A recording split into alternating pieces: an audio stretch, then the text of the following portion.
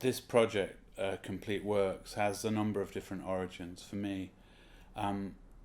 One of them is this interest that I think we've had for a very long time in the way that language makes stories happen. The way that when we hear a story, we mentally unpack it and sort of unfold it into a visual event. And then the second thing that I think we thought about a lot is this process of taking these very big, full, epic kind of stories, which a lot of the plays are, and shrinking them down to the kind of scale where you can make them happen on the tabletop. It starts with a watchman standing, lonely and cold, on the battlements of a castle in Denmark.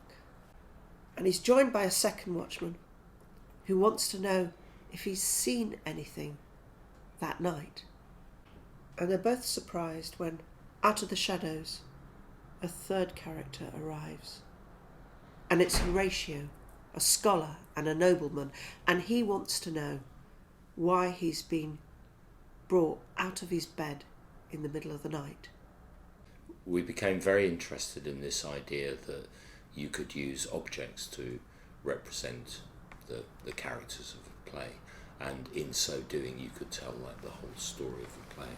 And there's something sort of, I suppose, particularly enjoyable about the idea of taking great works of literature like Shakespeare that have these sort of vast casts and big themes, and the idea of shrinking it all down to the top of a table and trying to tell the story with like a bottle of ketchup and a pepper mill and some sugar cubes.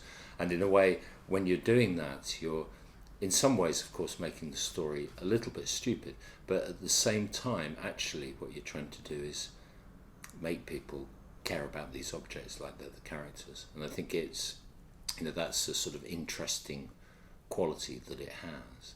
And a lot of the process on this one has been for each individual at home reading and reading again and making notes and sort of getting on top of the material. And it's great when we do come into the room, because suddenly you get to hear the story of a Shakespeare that you had forgotten or didn't even know ever.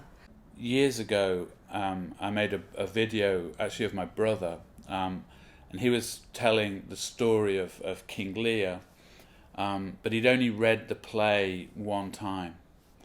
And he came to my house, he'd come on the train up to Sheffield, and on the way he'd read the play, I'd asked him to, and we had dinner and some drinks, and then after all of that, Hugo and I asked him if he would read, if he would tell the story of the play. And what was great about it, and I think this was a clue for Complete Works, was that you got this sort of condensation of the narrative, this summary of the narrative, sometimes, in Mark's case, with little bits out of place or relationships slightly wonky, but told with this sort of awareness of this very vivid sense of the arc of the story. And that's something that I think, we really wanted to go to in this project. And the two princes are asleep, lying in each other's arms in the tower. And the two murderers creep in.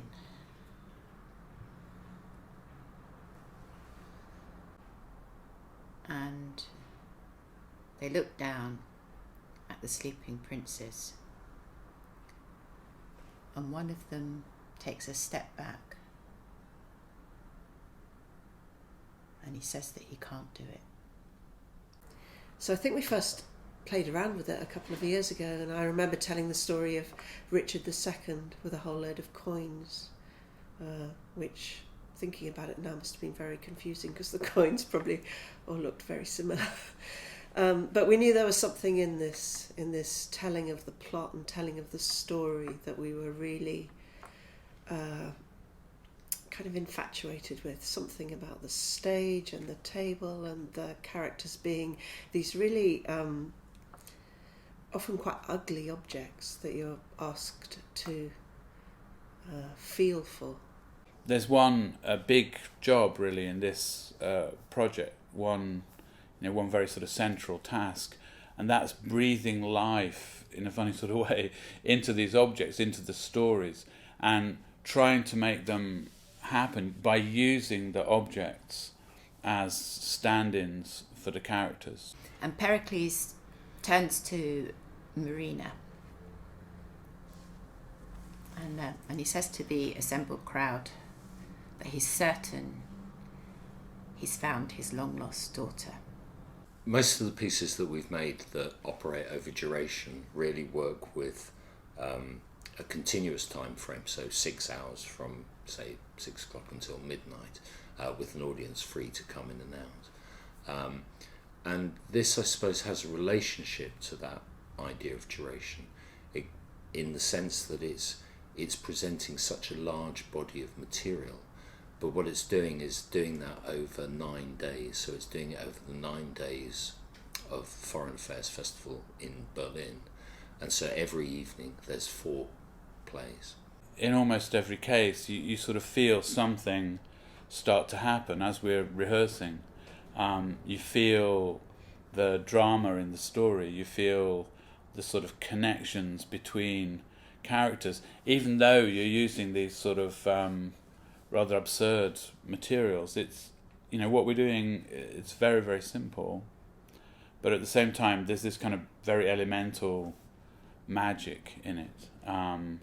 There's this extraordinary thing that something unexpected begins to happen, and you feel like performance is possible, theatre is possible on this incredibly sort of limited stage. I hope that Complete Works is going to be a really exciting and accessible piece, and that the rules of it, the game of it, is really easy to understand.